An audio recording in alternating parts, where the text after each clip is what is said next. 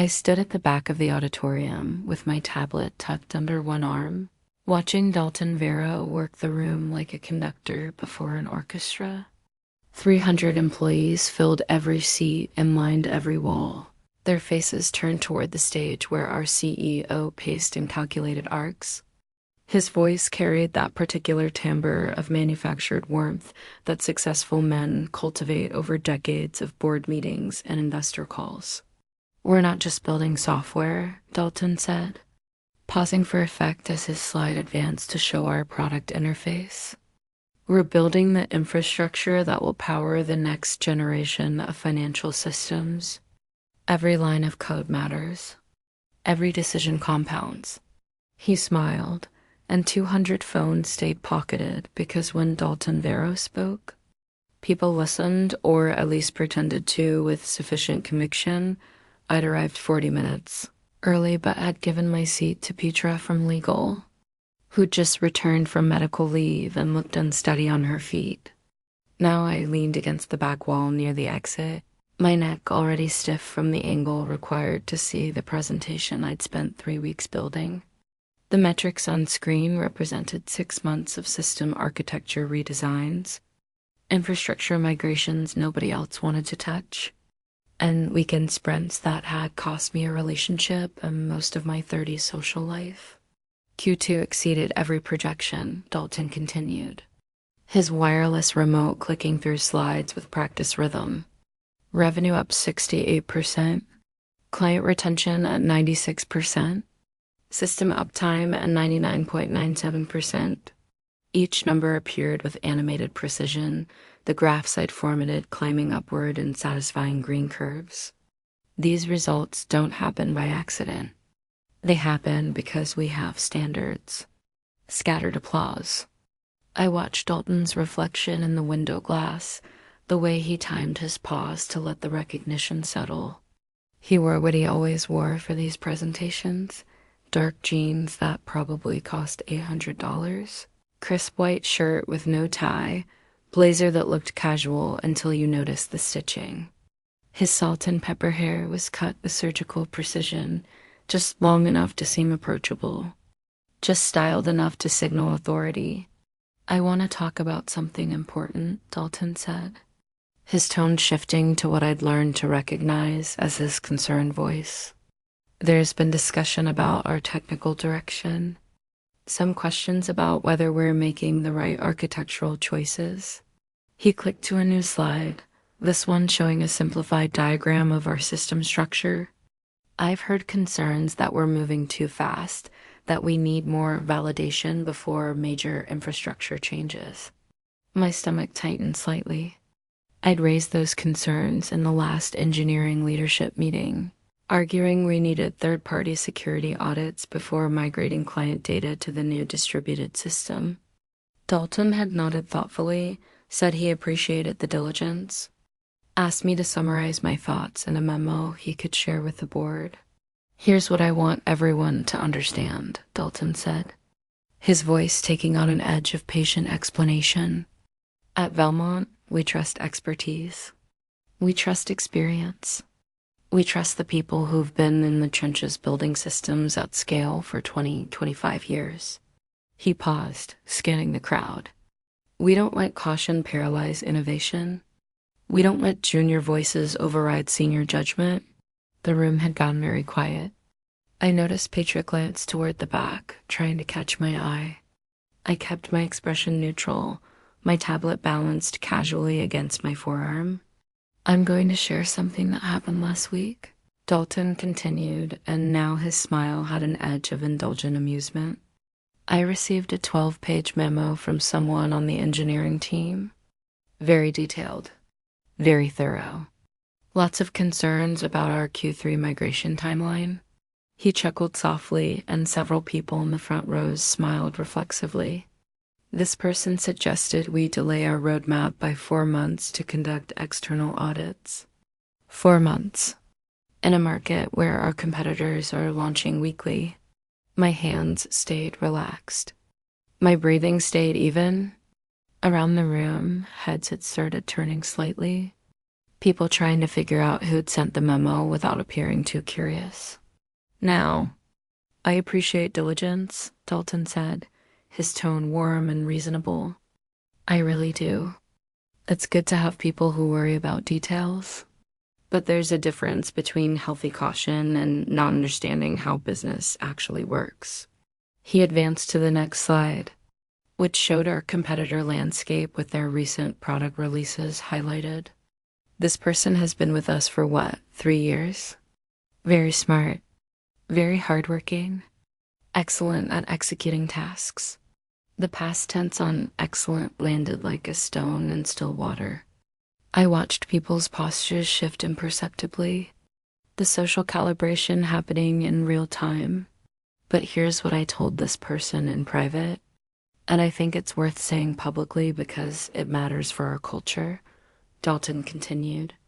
His voice had the cadence of a professor explaining something to a promising but confused student. Not everyone is built for strategic thinking. Some people are implementers. Some people are architects. Both are valuable, but they're not the same thing. And when implementers try to make architecture decisions, they focus on risks that don't actually matter. He let that sit for a moment, his expression kind and measured. Several executives in the front row nodded. Slightly, the memo I received was the kind of thing you'd expect from someone who understands individual components but doesn't grasp system-level dynamics, Dalton said. Very detailed concerns about edge cases that won't occur in production. Very worried about theoretical vulnerabilities that our actual security infrastructure handles automatically. The kind of analysis that looks sophisticated to people who don't know better, but is basically... He paused, searching for the right word with apparent care. Undergraduate? It's undergraduate level thinking applied to enterprise scale problems. I felt 200 pairs of eyes not looking at me. The silence had texture now, thick with secondhand embarrassment and relief that it wasn't happening to them. Petra's face had gone pale. Across the room, I saw Cairo from DevOps staring at his phone with sudden intense focus. I'm not sharing this to embarrass anyone, Dalton said, his voice taking on a note of benevolent concern. I'm sharing it because I want everyone to understand how we make decisions here. We listen to everyone. We value all input. But at the end of the day, strategic calls get made by people with strategic experience. That's not elitism. That's how high-performing organizations function. He clicked to a slide showing our org chart, the executive team highlighted in blue. His photo sat at the top, larger than the others. If you're early in your career, my advice is this: focus on excellence in your domain. Build your expertise. Trust that the people above you have context you don't have yet. His smile widened slightly. And if you do decide to write a 12-page memo questioning your CEO's technical strategy, maybe run it past someone with more experience first. Save yourself some embarrassment. The laughter that followed was quiet and uncomfortable. The kind that happens when people aren't sure whether they're allowed to find something funny, but also aren't sure it's safe to stay silent. Dalton let it roll for exactly 3 seconds before raising his hand in a gesture of gentle conclusion. All right, that's enough on that, he said, his tone shifting back to inspirational. Let's talk about what we're actually going to accomplish this quarter. The presentation continued.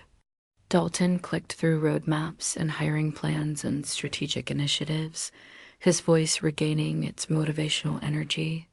People's attention returned to the slides. The moment already being packaged into office lore, into a cautionary tale about knowing your place. I stayed exactly where I was. My tablet under my arm, my expression blank and professional. I watched Dalton command the room with the ease of someone who'd never questioned his right to be heard. I watched the executives in front nod at his points, smile at his jokes, laugh when he made space for laughter. The memo had been 17 pages, not 12. I documented 8 specific vulnerabilities in the proposed migration architecture, each with proof of concept code demonstrating the exploit. I'd included references to 3 similar failures at comparable companies in the past 18 months, with postmortem reports and financial impact analyses.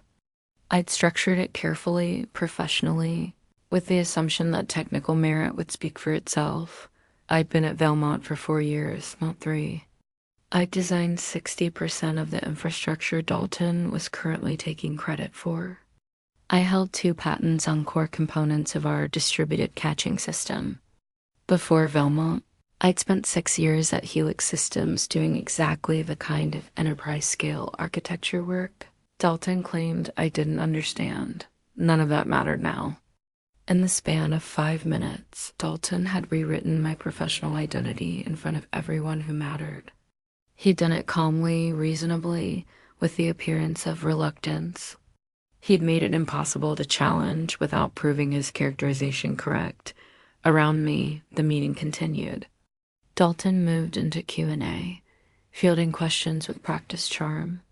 Someone asked about the migration timeline. Dalton explained it was aggressive but achievable, that we had top-tier talent executing the vision, that sometimes you had to trust your gut over excessive analysis. People nodded. People smiled. People accepted the narrative because the alternative was examining why they'd stayed silent while someone was professionally executed in front of them. I remained at the back, not moving, not reacting. My pulse was steady. My hands weren't shaking. I looked like someone taking notes on a tablet, paying professional attention to company strategy, but something had shifted, quietly and completely, in the space behind my eyes. For 4 years, I believed that competence mattered, that good work would be recognized, that the system rewarded merit even if it took time, even if you had to be patient. I understood now with perfect clarity that I'd been wrong. Not naive wrong. The system rewarded control of narrative. It rewarded the ability to shape perception. It rewarded Dalton Vero standing on stage rewriting reality while 300 people nodded along. I watched him take another question, watched him deflect with humor and redirect with authority. I watched the executives laugh at his aside about analysis paralysis. I watched my colleagues absorb the lesson that questioning leadership was the same as not understanding business, and I made a decision that felt less like emotion and more like physics, like watching a structural weakness and understanding exactly where the stress would eventually cause collapse. Dalton Vero had just taught me that in this building, truth was whatever he said it was. He'd taught me that power meant never having to be right, only convincing. He'd also taught me something he hadn't intended. He'd shown me that he believed his own narrative completely, that he'd never considered someone might watch, remember, and understand the actual architecture of his authority. The meeting ended 15 minutes later. Dalton wrapped with inspirational closing remarks about the future we were building together. People applauded with real enthusiasm this time, the earlier discomfort already fading into the background hum of office life. I filed out with everyone else. My expression neutral, my tablet tucked professionally under my arm. In the hallway, people avoided my eyes or offered sympathetic glances they thought I wouldn't notice. Petra caught up to me near the elevators, her face tight with anger on my behalf. "That was completely out of line," she said quietly. "He humiliated you in front of the entire company." I smiled slightly, the expression practiced and empty. "It's fine. He's under a lot of pressure with the migration timeline. You're not actually fine with that?" "I'm fine," I said, and pressed the button for the 7th floor. "I have work to do." The elevator doors closed on her concerned expression. I rode up alone, watching the floor numbers tick past in illuminated sequence. My reflection in the polished steel showed someone calm and composed, someone already moving past a minor professional embarrassment inside.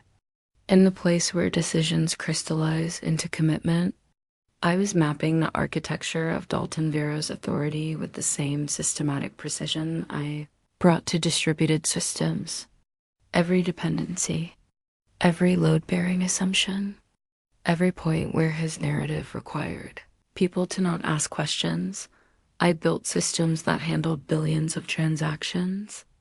I understood cascading failures. I knew how complex structures collapse not from single dramatic attacks, but from accumulated stress on hidden weaknesses. Dalton Vero had just made the mistake of assuming I was too small to matter. He'd underestimated what implementation level understanding actually meant. He had confused quiet competence with powerlessness. The elevator opened on 7. I walked to my desk, set down my tablet, and pulled up the migration documentation. I had 3 months until the Q3 launch. 3 months of being invisible, reliable, exactly what everyone expected.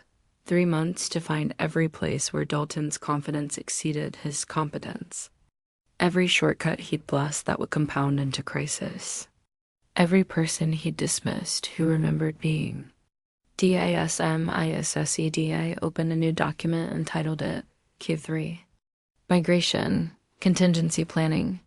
Then, I started mapping failure points with the same thoroughness I'd brought to the memo Dalton had just mocked in front of 300 people. This time, I wouldn't send warnings. I wouldn't appeal to judgment or experience or expertise. I would simply document everything with perfect accuracy and wait for reality to have the final word. Dalton Vero had spent 5 minutes teaching me that he controlled the narrative. He'd forgotten that narratives eventually have to collide with facts. In software systems, that collision is called a crash. I was very good at understanding exactly how systems crash. The afternoon stretched ahead, full of meetings and code reviews and the ordinary rhythms of technical work. I attended them all with my usual diligence, spoke when spoken to, contributed appropriately. No one looking at me would have seen anything different, but I'd stopped believing the rules applied equally. I'd stopped trusting that doing good work was enough. I'd started understanding that in this building, power meant controlling what people believed about reality. Dalton Vero had just shown me exactly how he wielded that.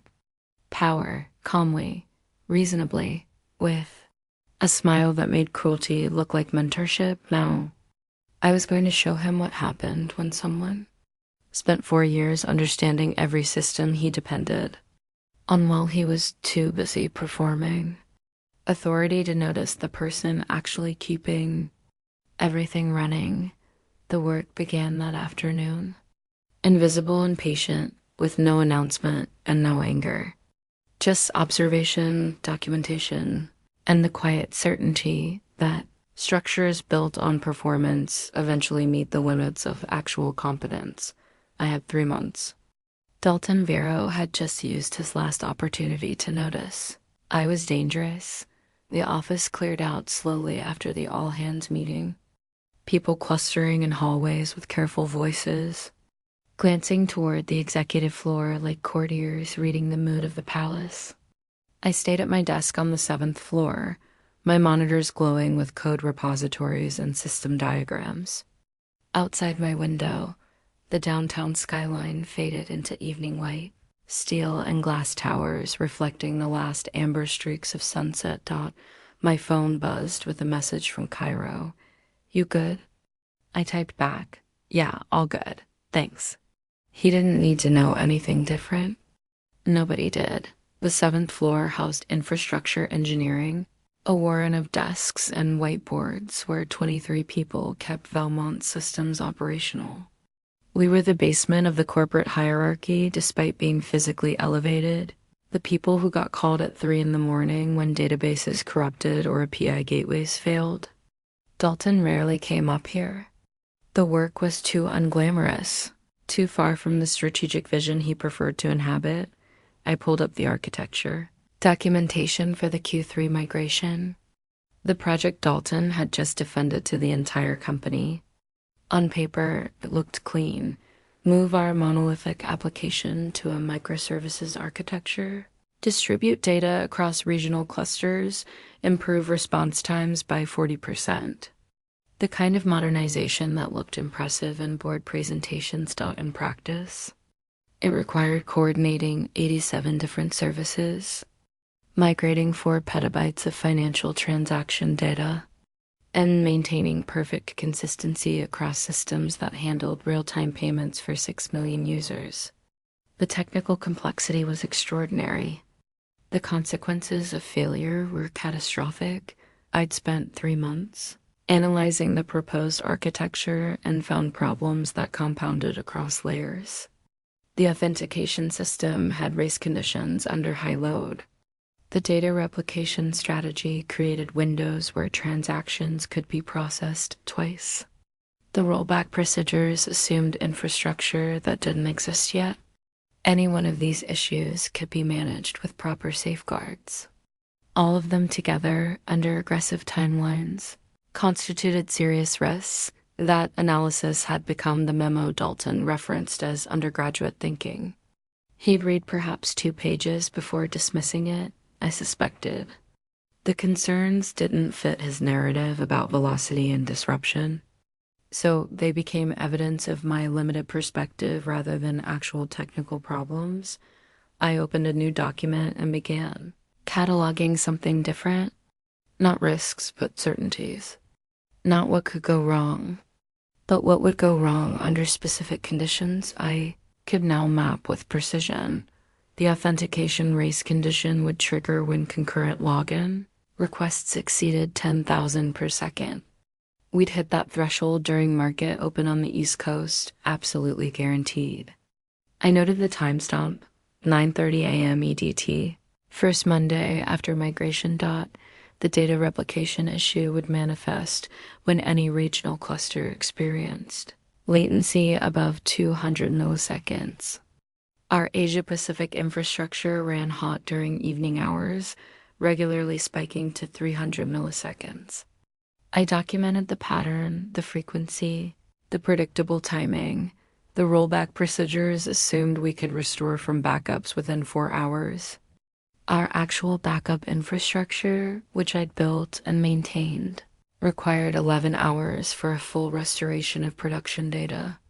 Nobody had checked because backups were boring, unglamorous, the kind of implementation detail that strategic thinkers didn't concern themselves with. I worked through the evening, my desk lamp creating a small pool of light in the darkening office. Other engineers filtered out in ones and twos, offering careful nods or studied ignorance of my presence. By 8 p.m., the floor was empty except for me, and the hum of server cooling systems stopped my phone buzzed again. This time it was Putra. Want to grab a drink? You shouldn't be alone after today. I appreciated the gesture, but typed back, rain check? Need to finish something? Alone was exactly what I needed. Alone meant no performance, no careful neutrality, no managing other people's discomfort with what they'd witnessed. Alone meant I could work with the cold precision this required. By midnight, I had a document that looked nothing like my previous memo. No warnings, no recommendations, just a technical specification of exactly how the migration would fail, with timestamps, data volumes, and system responses mapped out like a musical score. I titled it Q3 Migration Postmortem Template and saved it to my personal encrypted drive. Then I opened my work calendar and started planning. 3 months until launch. 12 weeks to be perfectly helpful, perfectly compliant. The model of someone who learned their place. The next morning, I arrived at 7:30, earlier than usual, but not suspiciously early. The office was so quiet, just the early crowd of product managers and compulsive overachievers. I made coffee in the 7th floor kitchen. The good beans I kept in my desk because the company pods tasted like cardboard. At 8, I had my weekly one-on-one with Rinish, my direct manager, and the VP of Infrastructure Engineering. Rinish was 52, competent in a narrow technical domain. and primarily concerned with not making waves that might disrupt his path to retirement. He'd been at Belmont for 9 years, long enough to understand that survival meant alignment with Dalton's narratives. I knocked on his office door at exactly 8. Rinish looked up from his laptop with an expression of careful sympathy that made my skin crawl. "Come in, close the door," he said, gesturing to the chair across from his desk. His office was aggressively beige, decorated with motivational posters about teamwork that he'd inherited from the previous occupant and never bothered changing. I sat, my posture relaxed, my expression neutral and professional. "I want to check in about yesterday," Rinish began, his voice pitched in the register of concerned leadership. That was a difficult moment in the all hands. "I want to make sure you're processing it appropriately." Processing it appropriately, as if humiliation were a technical problem requiring the right emotional algorithm. "I appreciate you checking," I said.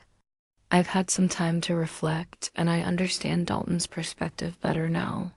He's under significant pressure with the migration timeline, and my memo probably came across as questioning his judgment rather than offering technical input." Rinish's shoulders relaxed slightly. This was the script he'd hoped for, the narrative where I accepted correction and moved on. "I'm glad you're taking it that way," he said. "Between us, I think Dalton's delivery could have been more private, but his core point stands. At your level, the focus should be on execution excellence, not strategic direction. At your level." The phrase hung in the air between us, dense with implication. I was a principal engineer, the highest individual contributor role in the technical ladder. I designed systems that process billions in transactions. But in Rinish's framing, echoing Dalton's, I was still fundamentally junior to people who made strategic decisions. "I understand," I said. "Going forward, I'll focus on supporting the migration execution rather than questioning the approach." "Exactly," Rinish said, his relief visible. "That's the right mindset. You're exceptional at implementation. Play to your strengths." We spent the remaining 20 minutes discussing upcoming sprint planning and infrastructure capacity. I took notes, asked clarifying questions, demonstrated perfect alignment with priorities. When the meeting ended, Rinish looked genuinely pleased with how I'd handled the situation. I walked back to my desk thinking about how easy it was to give people the performance they wanted. Rinish needed to believe I'd accepted my place. Dalton needed to believe his public lesson had worked. The entire executive structure needed to believe that authority. Once asserted, stayed asserted, they would believe exactly that. Right up until it stopped being true. The next 2 weeks unfolded with careful normalcy. I attended stand-ups and sprint reviews. I wrote code and reviewed pull requests. I helped junior engineers debug production issues and mentored interns on system design. I was helpful, visible in appropriate ways, and completely aligned with the migration timeline. What I didn't do was raise concerns. When I saw problems in architectural decisions, I documented them privately and said nothing in meetings. When Dalton presented migration updates to the engineering organization, I nodded along with everyone else. When other engineers quietly expressed doubts about the timeline, I offered measured agreement, but no solutions. This was harder than it sounds. My instinct, trained over a decade of engineering work, was to fix problems when I saw them, to speak up when designs had flaws, to push for better approaches even when it created friction. Now, I practiced a different instinct, observation without intervention. I watched the migration planning proceed with its embedded flaws intact. I watched deadlines get compressed to meet Dalton's promises to the board. I watched contingency buffers disappear as aggressive optimism became mandatory in the second week. During a technical architecture review, Rinish asked if I had concerns about the authentication service design. The question was genuine. He knew this was my area of expertise. The race condition I'd identified was still present in the specification, unchanged. The design looks solid, I said, my voice even and professional. I'd recommend load testing at scale before production, but the approach is sound. Rinish nodded, reassured. The meeting moved on.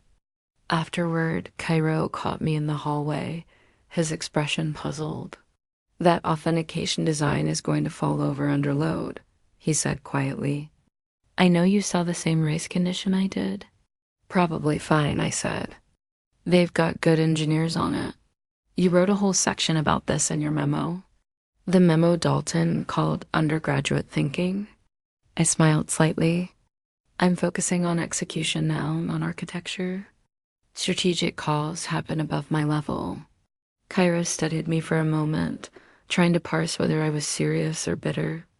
I kept my expression bland and friendly, giving him nothing to read. Finally, he shrugged and changed the subject to weekend plans, but that interaction taught me something useful. People expected me to be either wounded or defiant. Wounded meant I'd be cautious and diminished. Defiant meant I'd be oppositional and marginalized. Both were visible, trackable, manageable. What nobody expected was perfect compliance combined with perfect detachment. Compliance without investment, helpfulness without ownership. I started practicing that in every interaction. When asked for technical opinions, I gave them neutrally and stopped caring if they were implemented. When problems arose that I could solve, I helped solve them without pointing out that I predicted them. When Dalton sent organization-wide emails about the migration progress, I read them and filed them away without internal commentary, externally. I looked like someone who'd learned their lesson and adjusted appropriately. Internally, I was mapping dependencies with increasing precision. 3 weeks after the all-hands meeting, Dalton announced a board presentation scheduled for mid-September, 2 weeks before the migration launch. He wanted to demonstrate the new system live, show real-time performance improvements, prove that Valmont was leading the industry in technical innovation. The announcement came in a leadership meeting I attended as the technical representative for infrastructure. Dalton stood at the head of the conference table, his energy elevated by the proximity to board attention. This is our moment, he said, his voice carrying that particular intensity he deployed for motivation. We show them we're not just another fintech company. We show them we're building the future of financial infrastructure. The executives around the table nodded with practiced enthusiasm. Rinish sat to my left, already calculating the work required to make this happen. Across from me, Tamsin Rourke, the VP of Product, was taking notes with the focus of someone who knew her performance review depended on this going well. I want the demo environment running on the new architecture by September 10th, Dalton continued. Full production data, real transaction volumes, the complete experience. Nothing staged, nothing simulated. The board needs to see this as real. September 10th was 4 days before the scheduled board meeting and 18 days before production launch. It meant accelerating the migration timeline by 2 weeks and running a full production equivalent environment in parallel with actual production. The technical complexity was staggering. The risk was significant. That's an aggressive timeline, Rinish said carefully. We'd need to compress integration testing and potentially skip some validation phases. Then we compress them, Dalton said, his tone allowing no negotiation. I've already told the board we're doing this. The narrative is set. I watched the room absorb this information. Tamsin's pen paused for a fraction of a second before continuing. Rinish's jaw tightened almost imperceptibly. Nobody spoke up. Nobody suggested this might be unwise. I'll need technical confirmation this is feasible, Dalton said, turning to look directly at me for the first time in 3 weeks. Can we have a production equivalent environment running by the 10th? Every person in the room turned to look at me. This was a test, I understood. a chance to demonstrate that I'd accepted my role, that I could be relied upon to execute without questioning strategy. "Yes," I said, my voice clear and confident. "We can have it ready." Dalton's smile was warm and approving. "This is exactly the attitude we need. Solutions, not problems. Execution, not analysis paralysis." He turned back to the broader room. "This is how we win." The meeting continued with planning details and resource allocation. I took notes, asked clarifying questions about board expectations, confirmed timeline commitments. I was the model of professional competence, someone who'd learned the valuable lesson that trust meant doing what you were told. When the meeting ended, Dalton stopped me in the hallway. "I appreciate you stepping up on this," he said, his hand briefly touching my shoulder in a gesture of collegial approval. "I know the all-hands feedback was direct, but I think you're showing real growth in how you're approaching things now." "I appreciate the clarity," I said. "It helped me understand where to focus my energy." "Exactly," Dalton said. "That's maturity. That's what separates people who plateau from people who advance." He squeezed my shoulder once and walked away. Already moving to his next meeting, I stood in the hallway for a moment after he left, my expression neutral, my breathing even. Then I returned to my desk and pulled up the migration timeline, September 10th. Production equivalent environment, full board demonstration. Every executive's credibility tied to this working perfectly. I opened my private documentation and began updating the failure analysis. The compressed timeline eliminated 3 weeks of integration testing. The parallel production environment doubled infrastructure load during peak hours. The board demo created a fixed point where problems couldn't be hidden or delayed. Dalton had just moved the collapse up by 2 weeks and made it infinitely more public. I started working through the implications with systematic precision. The authentication race condition would now trigger during demo preparation when they ran load tests at production scale. The data replication inconsistencies would manifest when both environments competed for bandwidth during peak hours. The backup restoration timing would become critical when, not if something failed and they needed to recover quickly. By evening, I had a revised timeline of failure. September 8th, during load testing, authentication system crashes, requires emergency patches that introduce new bugs. September 9th, during data sync, replication delays cause transaction inconsistencies between environments. September 10th, morning of the demo, cascading failures across services as systems strain under dual production load. Each failure would be fixable with enough time and resources. None would be catastrophic in isolation, but compressed together under board deadline pressure, with executive credibility on the line, they would create exactly the kind of chaos that made leadership look incompetent, and I would be there, helpful and concerned, implementing whatever emergency fixes were demanded, executing without questioning, playing my role perfectly. The next 6 weeks blurred into continuous work. The engineering organization shifted into crisis mode, though nobody called it that explicitly. People started arriving earlier and leaving later. Weekend work became expected rather than exceptional. The office took on the particular tension of a team trying to achieve something they weren't quite sure was possible. I worked harder than almost anyone, my visible effort demonstrating commitment to the timeline. I helped teams across the migration workstream, unblocking technical issues and resolving integration problems. I attended daily stand-ups and produced status updates with meticulous detail. What I didn't do was mention the problems I could see accumulating.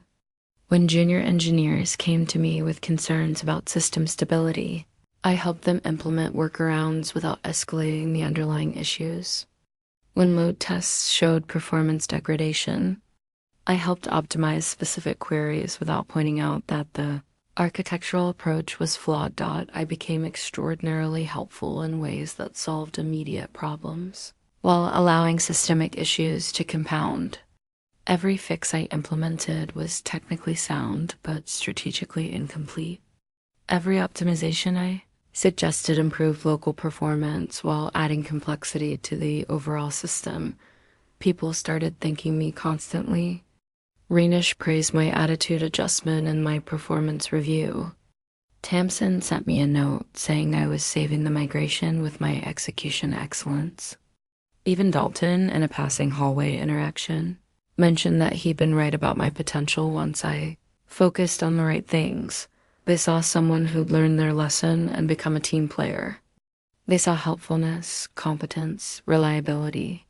They saw exactly what they wanted to see. Meanwhile, I was documenting everything. Every shortcut that got blessed under time pressure. Every architectural decision that prioritized demo readiness over production stability. Every moment when someone raised a concern and got told that timeline was non-negotiable. Created a private repository of technical decisions that would look perfectly reasonable in the moment, but devastating in retrospect. When the authentication lead asked if we should implement additional circuit breakers, I helped him calculate that it would add 3 days to the timeline, and we probably didn't need them for the demo environment. When the data team worried about replication lag, I showed them how to tune the synchronization parameters to hide the latency during testing. Each decision was defensible. Each decision was collaborative. Each decision moved us closer to September 10th with embedded fragility that wouldn't show up until everything ran under real load. In early August, 6 weeks before the demo, we hit our first major issue. The authentication service crashed during a load test at 60% of production scale. The log showed exactly the race condition I'd identified in my original memo, the one Dalton had dismissed as undergraduate thinking. The incident triggered an emergency meeting with the entire technical leadership team. We gathered in a conference room at 9 p.m., engineers pulling up logs and system diagrams, everyone's faces tight with stress. What happened? Dalton demanded, his voice sharp. He'd been pulled from a dinner with investors and looked distinctly displeased. The authentication lead, a talented engineer named Oakes, walked through the failure. Concurrent login requests had triggered a race condition in the token validation logic. Under load, the system couldn't maintain consistency, leading to cascading authentication failures across all services. How did we miss this in testing? Dalton asked. We didn't test at this scale before, Oak said. The previous load tests were at 30% of production volume. Why are we only now testing at realistic scale? Dalton's gaze swept the room, looking for accountability. Renish cleared his throat. The timeline prioritized getting core services functional before comprehensive load testing. We scheduled scale testing for this week specifically, and now we found a critical bug 6 weeks before board demo, Dalton said. How long to fix?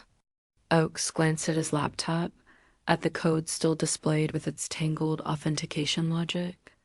Properly fixing the race condition means redesigning the token validation approach. That's probably 3 weeks of work, maybe 4 with testing. We don't have 4 weeks, Dalton said flatly. We barely have 6. What's the fastest fix? This was the moment. I'd been quiet through the entire discussion, taking notes, letting others drive the technical conversation. Now everyone was looking for solutions. And I was the most senior infrastructure engineer in the room. We can implement pessimistic locking around the token validation, I said, my voice calm and technical. It'll reduce throughput by about 15%, but it'll prevent the race condition. 15% throughput reduction is significant, Tamsin said. For production, yes, I agreed. For the demo environment, probably acceptable. We can optimize the approach later before production launch. Dalton nodded slowly. Timeline? 3 days, I said. Maybe 4 with proper testing. Make it 3, Dalton said. I want this resolved by Friday. He looked around the room. This is exactly why we do load testing. We find problems and we fix them. This is the process working. The meeting ended with clear action items. Oaks would implement the pessimistic locking with my help. The QA team would run validation tests. We'd have the fix deployed to the demo environment by end of week. As people filed out, Dalton stopped me again. Good solution, he said. Quick thinking under pressure. This is the kind of execution that moves people forward.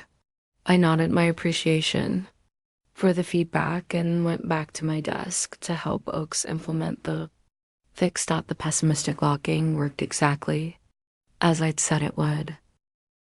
September 10th arrived with cloudless skies and terrible clarity. The demo environment had been running for 36 hours. On paper, everything looked perfect. Services responded within acceptable latency. Transaction processing matched production rates. The dashboard Dalton would show the board glowed with satisfying green metrics. I arrived at 6 a.m. earlier than anyone else. The office was silent except for the hum of servers and the whisper of climate control. I made coffee and reviewed the system. Logs with the thoroughness of someone checking their work one final time. At 7:15, the authentication service began showing elevated response times. Minor at first 50 milliseconds, then 80, then 120. The pessimistic locking I'd implemented was working exactly as designed, preventing race conditions by forcing sequential processing. Under normal load, it was fine. Under combined demo and production load during East Coast market open, it was a bottleneck. I could have fixed it with a single configuration change. I had the fix ready, actually documented in my private notes for weeks. Instead, I watched the metrics climb and did nothing. At 8:45, Dalton arrived with the entire executive team, energized and confident. They gathered in the main conference room, preparing for the board's 9 o'clock arrival. I could hear Dalton's voice through the glass walls, that familiar tone of assured authority. At 9:30, exactly when I'd predicted East Coast market open hit. 10,000 concurrent login requests per second. The authentication service response time spiked to 4 seconds, then 8, then 15. Services started timing out. Transaction processing backed up. Error rates climbed. My Slack exploded with panicked messages. I walked calmly to the conference room where Dalton was mid-presentation to 12 board members. His demo dashboard suddenly showing cascading red alerts. We're experiencing elevated load, I said quietly from the doorway. I can implement an emergency fix, but I'll need to take the demo environment offline for approximately 20 minutes. Dalton's face held perfectly still, but something died behind his eyes. 20 minutes meant the board presentation would end before the demo could resume. The production environment is stable, I added. This is isolated to the demo infrastructure. One of the board members, a woman in her 60s with sharp eyes, spoke up. Why is the demo environment failing under production load? Isn't that the entire point of this exercise? Dalton started to answer, but she held up her hand. I'd like to hear from the engineer. I explained the authentication bottleneck clearly and without technical jargon. I mentioned that concerns about race conditions had been raised during planning, but deprioritized due to timeline pressure. I described the pessimistic locking solution as a temporary fix that worked for isolated testing but couldn't handle combined load. Who raised those concerns? She asked. I did, I said simply. In a technical analysis memo approximately 3 months ago. The silence that followed had weight. Dalton's expression remained professional, but I watched him understand in real time that his narrative had just collided with measurable reality in front of everyone who determined his future. Can you fix this permanently? The board member asked me. Yes, I said. The proper solution requires about 3 weeks of work. I can have a detailed implementation plan to you by tomorrow if that would be helpful. She glanced at Dalton, then back to me. Please do that. The board meeting ended shortly after. I spent the day implementing fixes that I designed months earlier. By evening, the demo environment was stable. By the following week, I had implemented the comprehensive authentication redesign that should have been done from the start. Dalton was placed on administrative leave. 2 weeks later, Rinish retired early. The board brought in a new CEO with actual technical background who spent her first month reviewing every decision that had led to the demo failure. She offered me the CTO position. I accepted with 2 conditions: full authority over technical architecture decisions, and an end to all hands meetings where people got humiliated for raising legitimate concerns. 3 months later, we successfully completed the migration with the proper security audits and realistic timelines. The system has been running at 99.99% uptime ever since. I kept Dalton's final email to me, the one he sent the day before his departure. It was short: "You set me up." I never responded. He was wrong, actually. I hadn't set him up. I'd simply stopped preventing him from failing. I'd stopped doing the invisible work of protecting leadership from the consequences of their decisions. Dalton had taught me that power meant controlling the narrative. I taught him that narratives eventually have to compile against reality. Sometimes revenge isn't about destruction. It's about stepping back and letting incompetence demonstrate itself with perfect clarity. Under conditions where everyone is finally paying attention, the system didn't crash because I sabotaged it. It crashed because it was designed to crash. And I was the only person who understood that clearly enough to stop preventing it. Dalton had called my thinking undergraduate. He'd been right about one thing I did understand: individual components very well enough to know exactly which ones to stop holding together.